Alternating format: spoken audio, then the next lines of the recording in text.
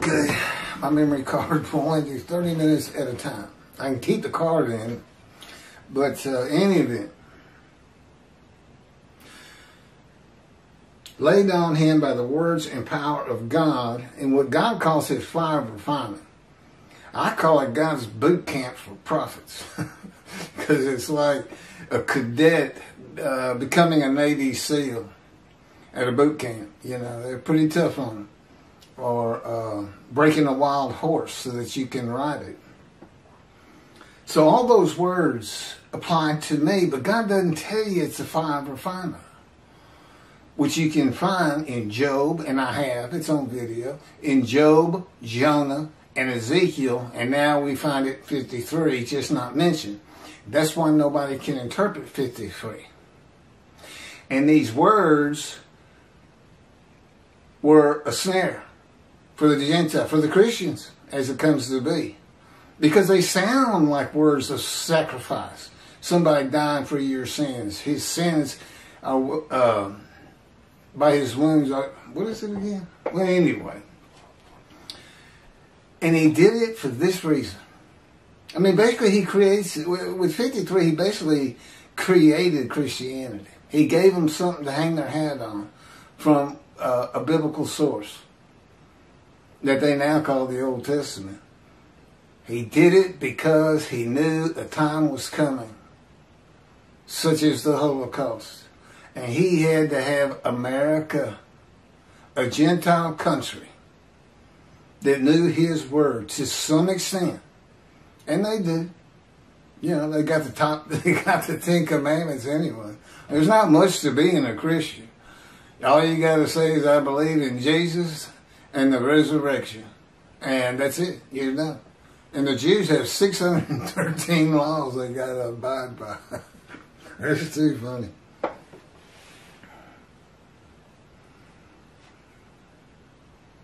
So, that's the secret to 53. Oh, and he also knew he had set up one last day where he passes his wrath to them, and he tells me, we're going to take the cornerstones out of Christianity. It'll take a long time to completely fall. But by the end of my life, and the things that are going to occur in the building of the temple, Gentiles are going to have a hard time convincing their kids there ever was a Jesus. Especially when I get through with his big lies.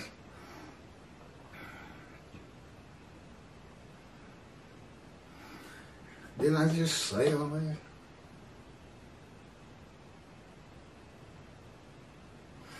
The righteous servant, bearing up to and enduring this fire of refinement, of wounding, punishment, chastisement, crushing, bruising, maltreatment, removes the sickness and suffering of unrighteousness of the Jewish people for being guilty of not following the teachings, laws, commandments, and rules of God.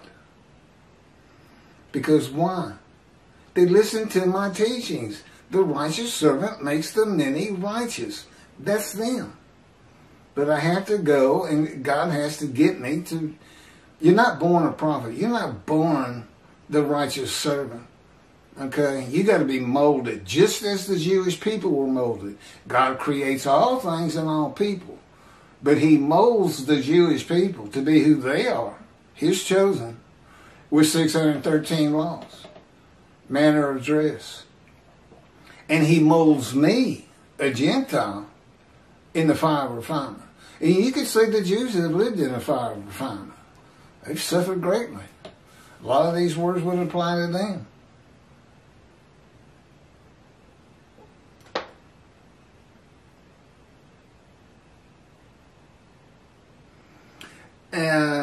And rules of God and the feelings of guilt that come with that. The many and the multitude who heed my words and act accordingly will be healed of their sickness and suffering.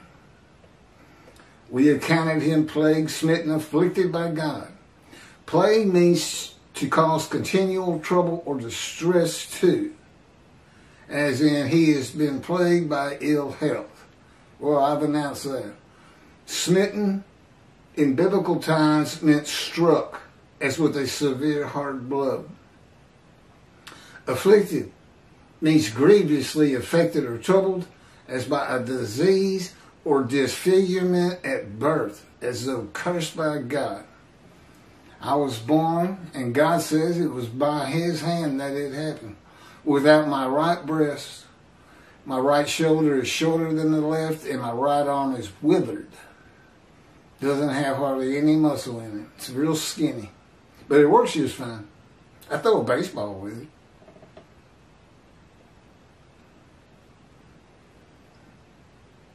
And shoot baskets with it. I was born right-handed. I had to become left-handed to write and things like that.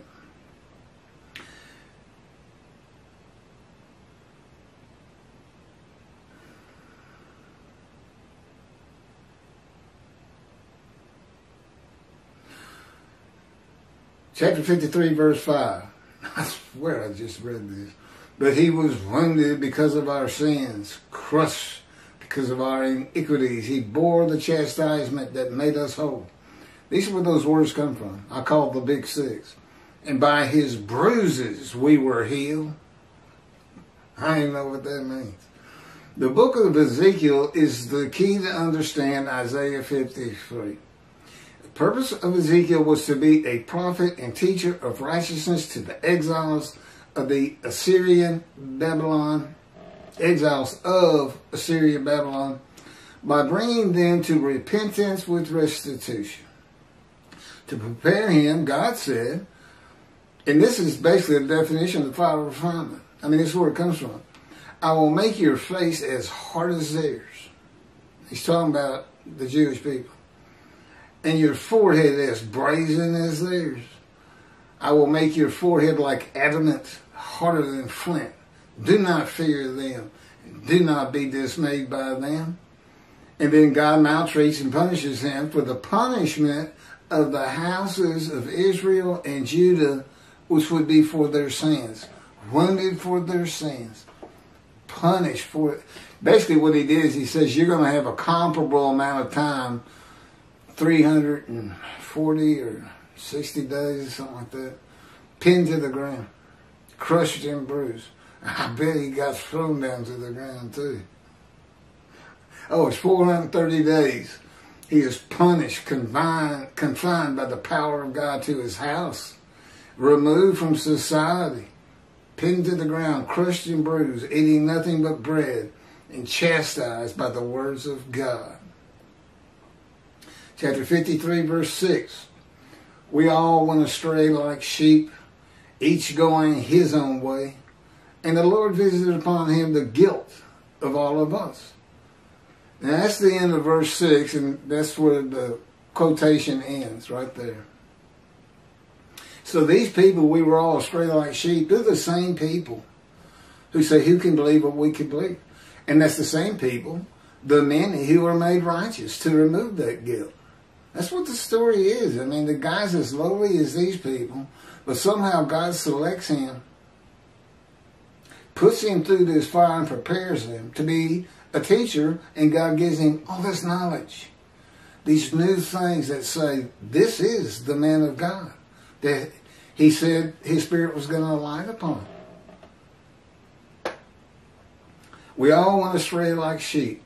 That's the Jewish people who are the witnesses. Okay, that was me ad-libbing. Here's God's words. We all went astray like sheep. That's Midrash, commentary. The Jewish people, who are the witnesses and the speakers of verses 1 through 6, stop following the laws of God in one manner or another.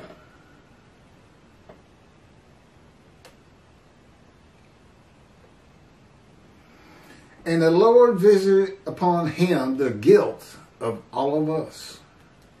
Midrash, commentary. This would happen in the day of the Lord when God requires a man to be his visible representation and speak and write his words as Moses did. In the day of the Lord, a Gentile is tested by God, and upon passing the test, the man becomes his righteous servant, and his servant David, a shepherd who is Moshiach, Elijah, and the prophet like Moses. The test is, will he offer himself for guilt or refuse to? Well, I had just been told I had a month to live 8 years before that. So when God is talking to me, he's saying I might give you long life. I'm ready to roll the dice. It does say might. But you have to go through the fire refinement. Now, mind you, he did that with me, but that's not what happened to Ezekiel. Ezekiel said a spirit that God is in, of course, seized me, and I went in the anger and the fury and bitterness of my spirit in the hand of God. Now, you figure being in the hand of God is not something to be furious and bitter about. No, that's the hand. They just grabbed him and said, fire refinement for you. I want you to be a prophet to the exiles. Again, all that was set up. That was for the Gentiles and Christianity and America and the Holocaust. Because without America, you don't defeat Germany. You just don't. And of course, God knows all things from beginning to end. He accepts God's offer of possibly having long life after being crushed with disease in return of his offering of himself for guilt. The guilt of the Jewish people visited upon him. The guilt they have for sinning and emotion. People, that's not even a possibility. How can the guilt that Jewish people feel, if any, I don't know, the world hates them so much, a lot of them have kind of feel guilty because the world makes them feel guilty. But how can you transfer that to, for instance, me? All of them. I mean, what would it be? Would I go into the same guilt? Anyway, doesn't matter. They're going to be made righteous. And I got to step up on that too. The many made righteous, well, I've got a covenant with me of sin forgiveness. Everybody's going to be righteous at one time, except it's only for past sins. My teaching is, okay, you're sin-free. Those sins that you did that you don't think ever get taken care of at Yom Kippur, well, just get back to synagogue. Get back to study. Write Torah on your own heart. Learn everything you can because it's important for the Jewish heaven, which I'll explain some other time. It's very important. That's why it's the Jewish heaven. 53:7. He was maltreated, yet he was submissive. He did not open his mouth.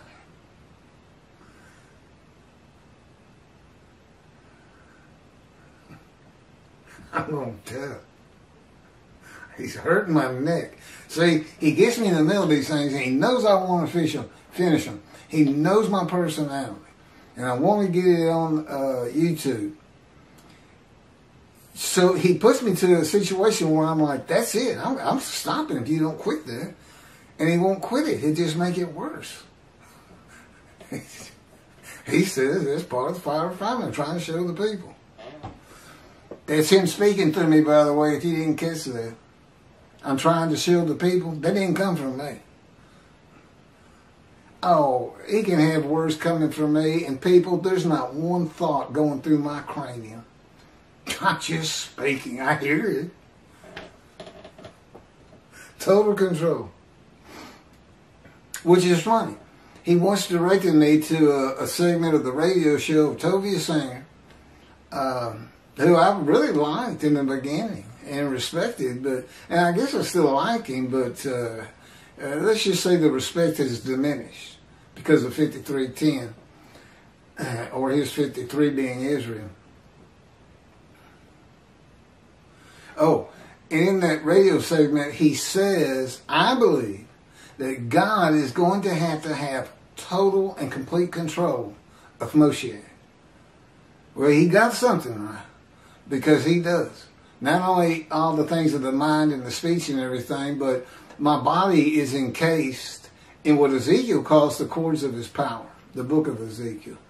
To me, it's just, I'm just encased in it. It's not like cords or ropes or anything like that. I think that was written more for antiquity, so they could kind of understand what this power was. It's like ropes. But it just envelops me. He can spin me like a top if he wants to. And it's funny, the evolution of that, how he taught it to me, how I came to know about this power. I think it's in the book that he also dictated, My Life, to show how I fit all this lowly person with all these injuries and diseases and suffering. Okay, 53:7. He did not open his mouth. Okay, Midrash. He was maltreated, yet he was submissive. This verse can be identified in the book of Ezekiel. God maltreats him, not man. He pinned him to the ground for 430 days, for crying out loud. Made him leave society. Told him to go to his house. You shall not go out amongst the people. I bind you with the cords of my power. Maltreatment is a part of God's fire refinement to be made suitable for his purpose. With God, you are always submissive, or you will be slammed to the ground. Well, you become submissive anyway.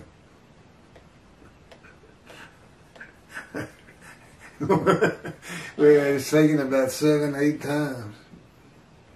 And I'll be slammed to the ground on cement, bust your chin wide open, or crack your skull. Abrasions all over your face from your skin getting rubbed off. Wounded. How about this? You had me walking through a creek on stones, great big stones. And we had gotten through with one of these, I don't know, 50 yards of running on these stones. And some of them be slippery, but he'd make my feet stick. You know, it was all this big event to learn about him and his power. And out of nowhere, I'm standing there wrestling next to a big boulder, and my hand goes up in the air, and I just basically look at it, and bam, slams down that rock and broke this bone right here. And he also tripped me when I was running one time on a railroad line. And anyway, I cracked a bunch of ribs that I had cracked before. Oh, I had also broken that bone before. Does that make it better?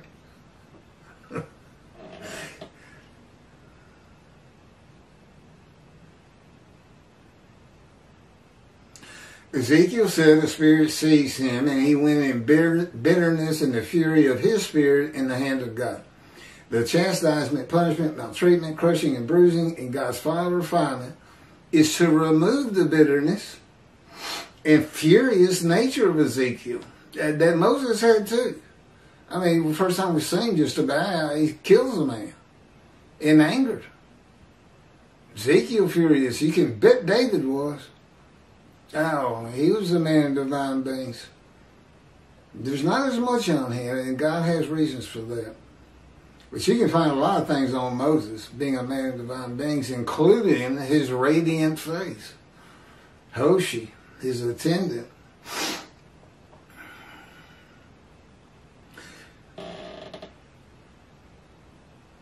It is to make a man meek and humble. They say at the end of Moses' life, he's the most humble man on earth. I think God kept him in the refinement for 40 years. Well, I've been in it 16.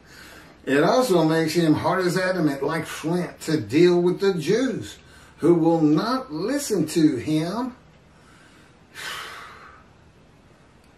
No, this guy says, see, you need more work. But to his house,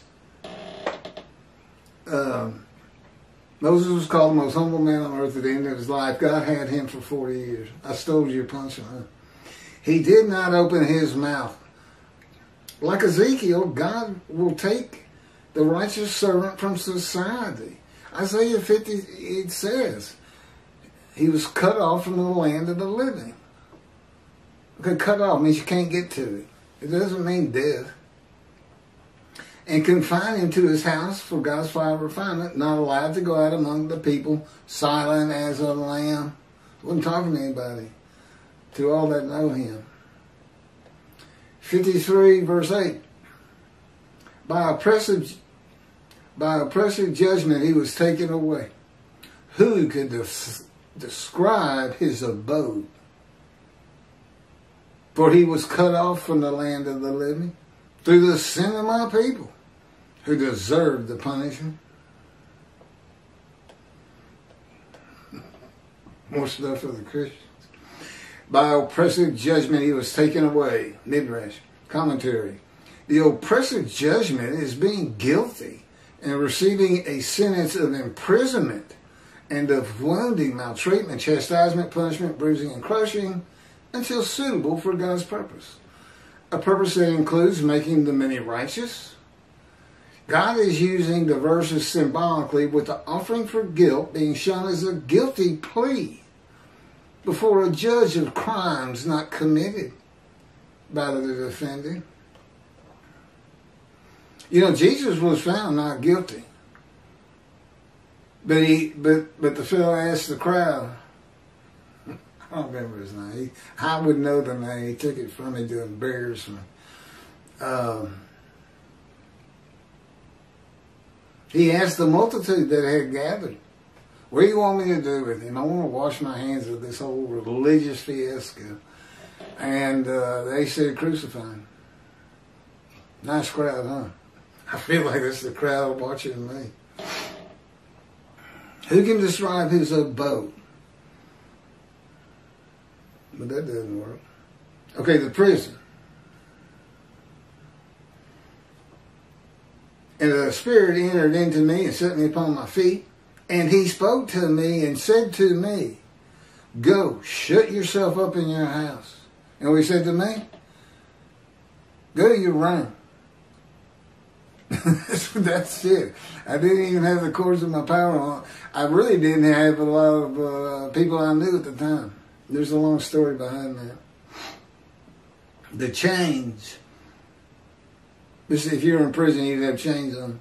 As for you, all mortal cords have been placed upon you, and you have been bound with them, and you shall not go out among them. All of Israel will be able to describe the abode of God's righteous servant in the day of the Lord because of social media and phones with cameras. An abode to be honored in Isaiah 11 because the righteous servant is Moshiach. For he was cut off. Oh, we don't have that in here? Jesus had an abode. Yeah, there's a verse where he's eating meat with friends in his house. I'd like to get somebody to describe that for me. Good luck. For he was cut off from the land of the living. Being cut off from something means you cannot have it or get to it.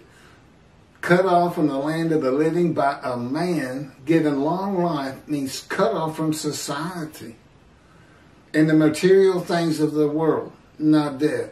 Oh, he's taking everything from me. I don't have anything. Even I had a triathlon bike. He trashed. I mean, he had my wallet fall out of my pants, and you can't tell me he didn't know. He didn't stop me and pick it up. There went my driver's license. No wallet, no bank account, no anything, no car. I walk everywhere. You think the Jewish people walked a lot in the Exodus? That's nothing compared to what I've walked. A pittance. I walk everywhere.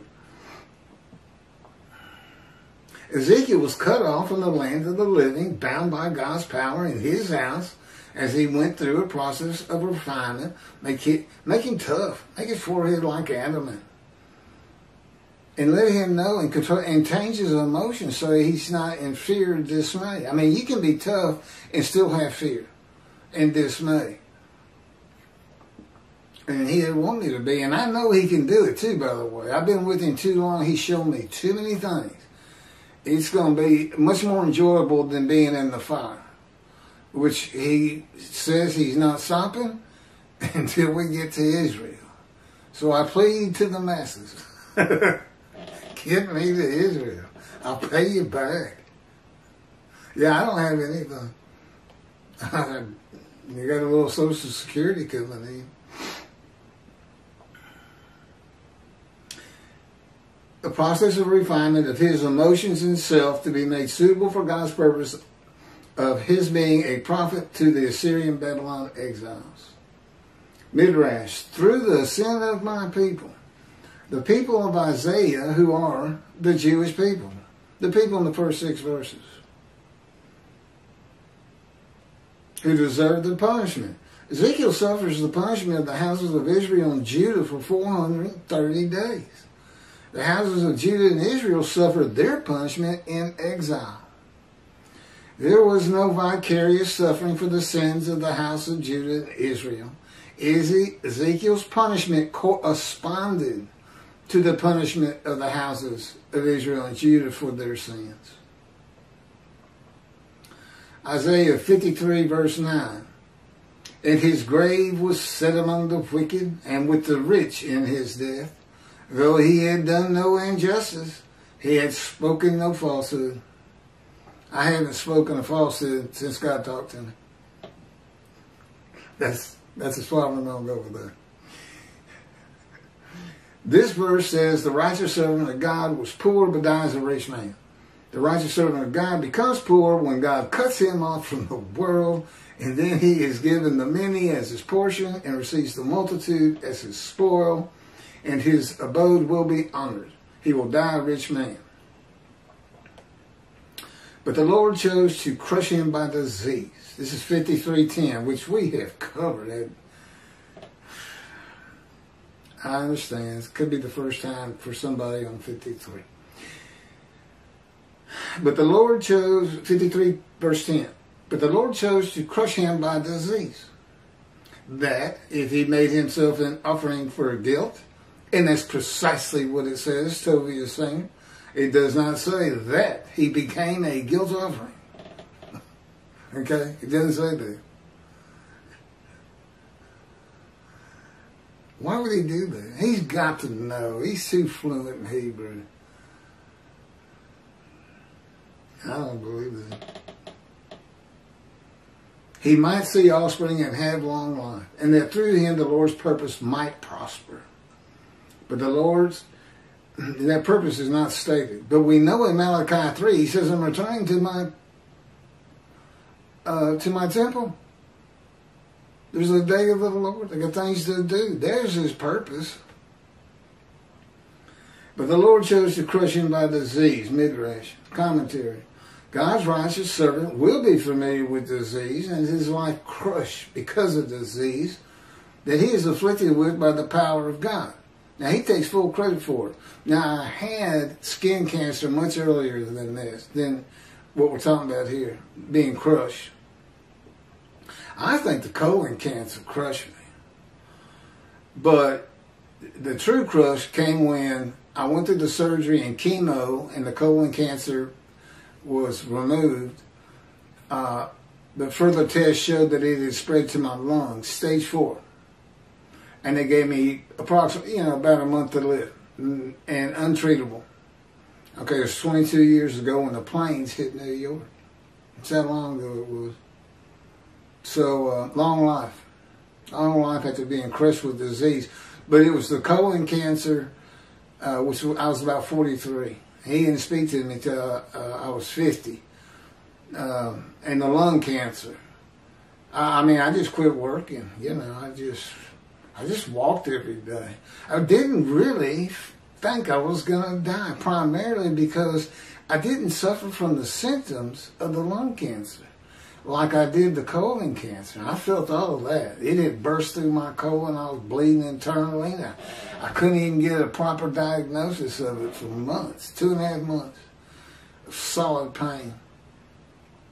Here I am back in the pain box again. But anyway, that was the Holy Spirit. He said something funny. But the Lord chose to crush him by disease. But anyway, familiar with disease would be the skin cancer. That if he made himself an offering for guilt. It's an offer. It's an offering of oneself to God to remove the guilt of sinning of the Jewish people in the first 6 verses, to make them righteous. But I got to go through the fire of refinement. That's what